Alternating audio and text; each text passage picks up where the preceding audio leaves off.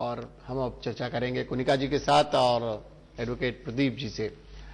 कुनिका जी, पिछले दिनों खासकर हम अपने दर्शकों से बताना चाहें एक ऐसा गंभीर विषय जो शाइनी आहूजा के माध्यम से आया है।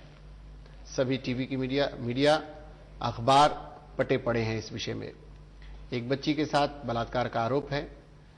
पहले वो पुलिस कस्टडी में होते हैं और उसके बाद उन्हें न्यायिक हिरासत में भेज दिया जाता है। कानून अपना काम कर रहा है।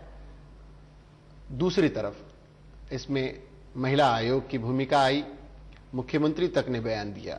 सवाल यह है, क्या ये एक मामला शाइनी आहूजा के कारण ज्यादा चर्चा में नहीं आया? कितनी बच्चियों का, कितनी महिलाओं का बलात्कार होता है, तब महिला आयोग या मुख्यमंत्री कार्यालय, बड़े बड़े नेता, जितने संगठन एनजीओज, क्या बिल्कुल उसी तरह की भूमिका में होते हैं?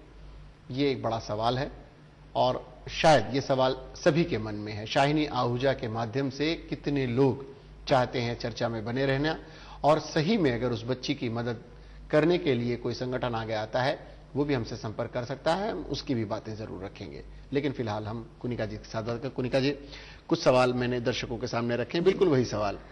देखिए, मुझे सख्त आपत्ति है एक पब्लिसिटी सर्कस से, और उस पब्लिसिटी सर्कस में आप विक्टिम और अक्यूज दोनों के पीठ पर चढ़कर अपना पब्लिसिटी हासिल करें। मेरे हिसाब से गिरिजा व्यास जी जैसी वक्ता, जैसी नेता, जिसकी मैं भी रिस्पेक्ट करती हूं, उससे अगर यहां आकर फास्ट ट्रैक कोर्ट का आदेश देना था, वो तो वहां बैठे बैठे भी कर सकती थी।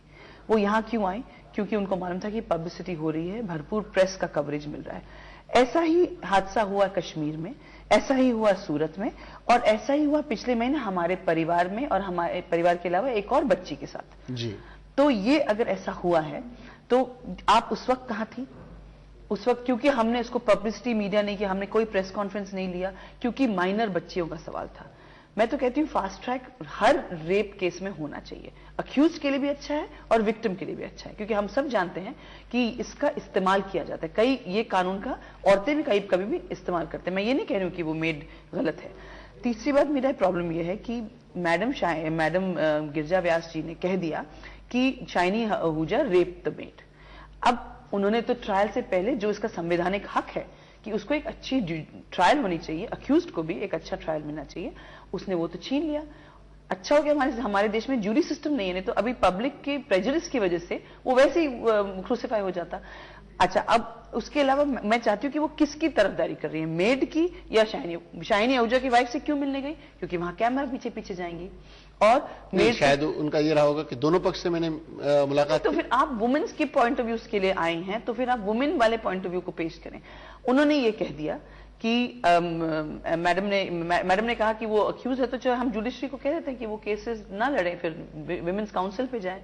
फिर उन्होंने कहा कि हम मेड्स को भी इंक्लूड करेंगे नेशनल विमेंस काउंसिल में।